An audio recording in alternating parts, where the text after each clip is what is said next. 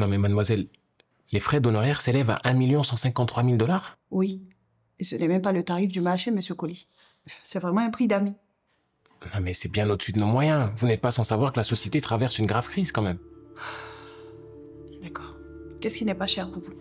Je ne sais pas, disons peut-être 500 000 $. Mais chérie, je dois raccrocher là, je te rappelle dès que je suis à l'hôtel, d'accord? On va faire comme ça. Ok. Je t'aime aussi. Allez, bisous mon cœur. Maître, Oui? monsieur Colli trouve que les honoraires sont un peu trop élevés. Il propose 500 000 $. Bon, de toute façon, je n'ai pas l'habitude de négocier directement, alors je te laisse gérer ça, Maïté. Mais il faut que tu saches que je tiens vraiment à régler cette crise le plus rapidement possible. Oui, je trouve que cette entreprise est en train de subir une injustice et il est grand temps de remettre les pendules à l'heure et soumettre ces maîtres chanteurs de syndicalistes à la volonté de la direction de gré ou de force. Et la loi est de notre côté. Merci. C'est très bien, monsieur. Hey, Aliko! Allez, demain. Monsieur Colli, je crois qu'on a un accord. Merci. Bien.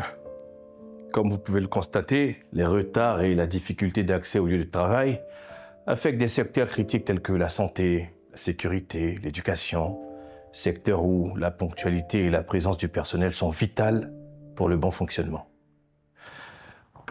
Vous voyez les gars, votre grève a provoqué la paralysie de la quasi-totalité des déplacements en ville. Ce qui fatalement affecte des milliers de personnes qui dépendent exclusivement de vos services pour aller soit au travail, soit à l'école. Alors à mon humble avis, à partir de ce moment-là, votre sens de la responsabilité sociale devrait être interpellé.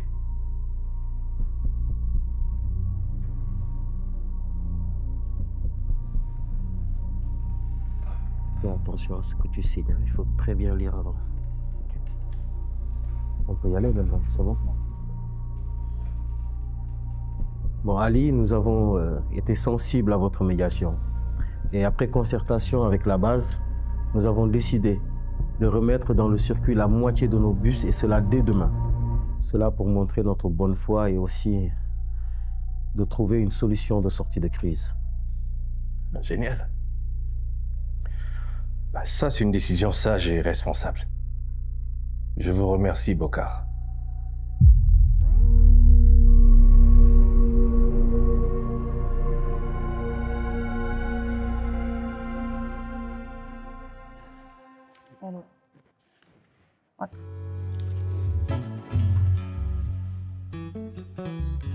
Vous... votre parfum, vous sentez vraiment bon. Merci.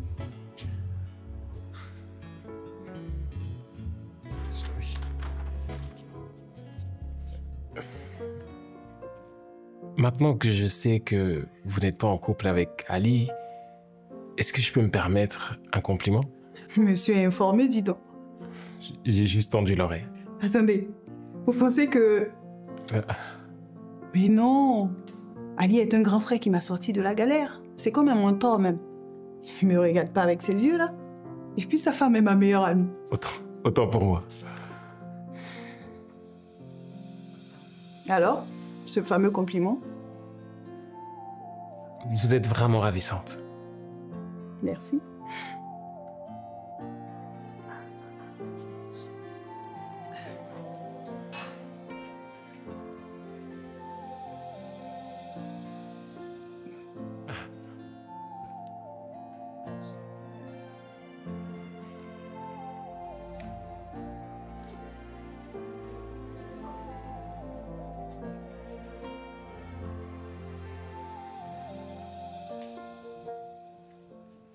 Écoutez, votre plaidoyer a été excellent. Je n'ai rien d'autre à rajouter. Merci.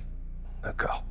Donc, Oui, nous sommes reconnaissants par rapport à tous les efforts que la direction a bien voulu faire à travers nos revendications et nous ne crachons pas là-dessus. Nous continuons donc le combat et que la discussion reste ouverte et puisse évoluer encore de plus en plus et de mieux en mieux. Monsieur Cody? Monsieur Bocard? Je vous laisse matérialiser cet accord par une poignée vigoureuse.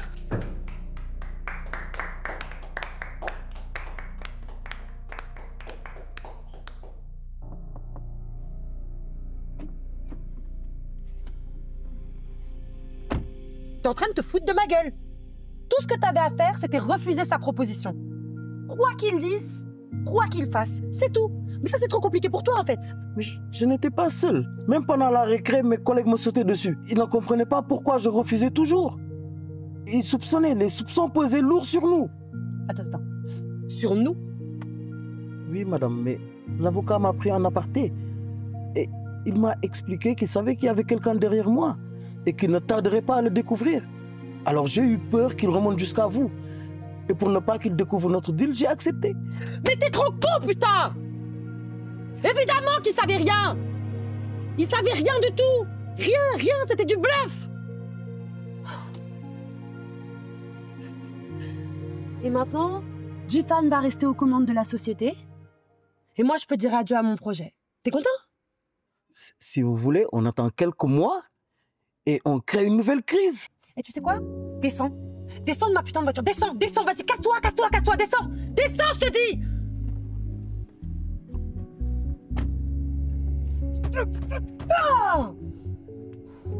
On apprend à apprécier la vie malgré ses vicissitudes.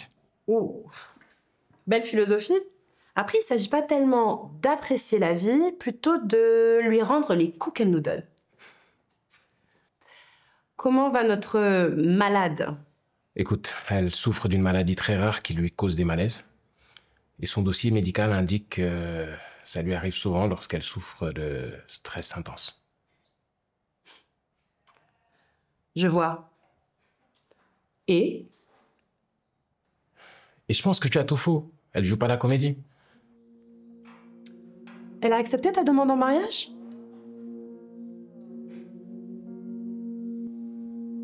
Pas vraiment.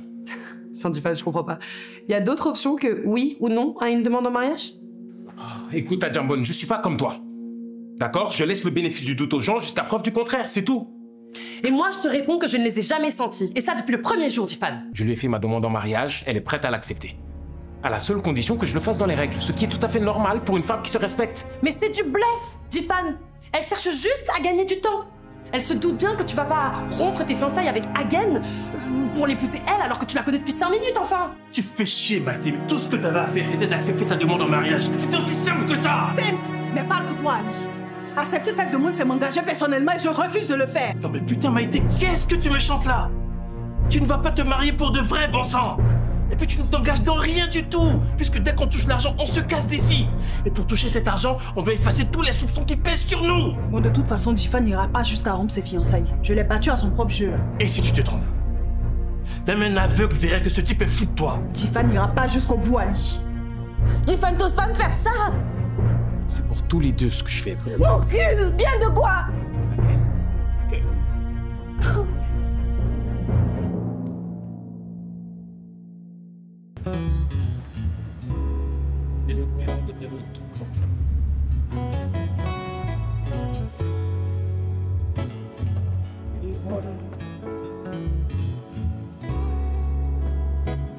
Allez, Jifan. Bonne nuit. Comment? Je suis fatigué là.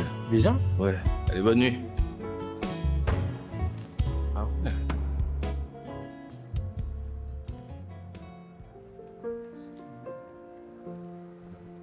Si madame veut bien se donner la peine. Merci.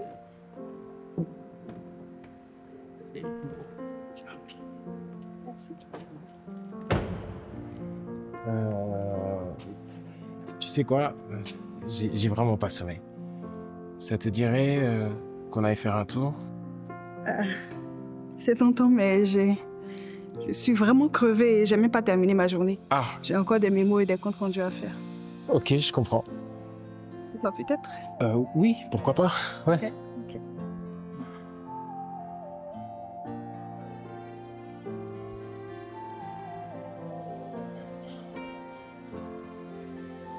Je suis désolé. Je suis vraiment désolé si c'était plus fort que moi. Je comprends.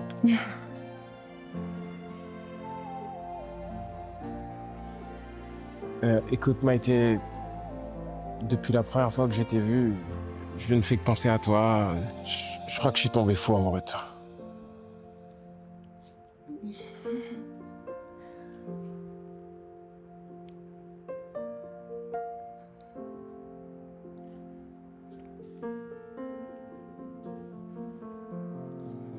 Je dois y aller. D'accord. Ouais. À bientôt.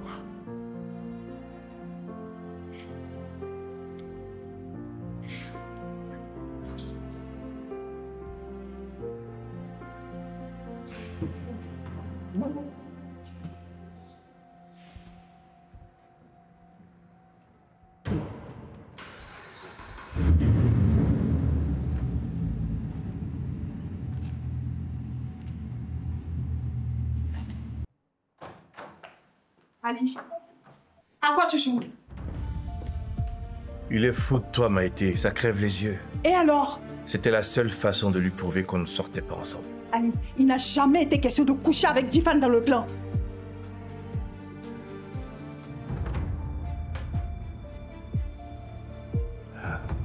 Il ne s'agit pas de coucher avec lui. Il s'agit juste de le rassurer jusqu'à ce qu'il nous fasse notre virement. Et là... on plie bagage. Ali, je n'aime pas tes méthodes de proxénète. N'oublie pas que je suis ta femme. Tiens-le en laisse. Au moins jusqu'à ce qu'il fasse notre virement et... tu ne couches qu'avec moi.